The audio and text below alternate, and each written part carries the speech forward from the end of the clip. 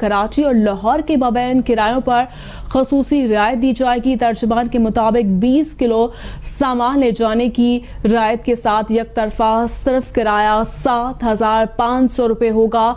40 kilo सामान मुंतकिली के साथ एक तरफा किराया 8,500 होगा। नए किरायों का इतलाक फौरी तौर पर नाफिजुल अमल होगा।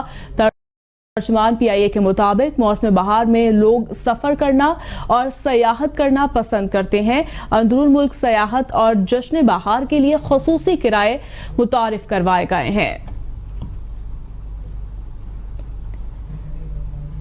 शहरियों के लिए अच्छी खबर है। मौसम बहार की आमद के साथ PIA ने अंदरून मुल्क खसूसी किराए मुतारिफ करवा दिए हैं।